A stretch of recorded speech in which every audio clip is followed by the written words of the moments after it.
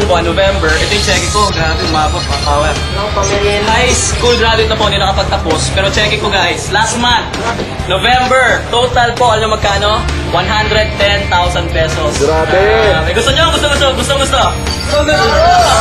Maganda kasi bakit? December ba ngayon? December 8, last week, magkano po last week guys? Ito malupit, last week magkano? December 8, magkano po? 20,000 pesos. Grabe. Diba hindi mag-unon ako, lagot, yari kayo dyan.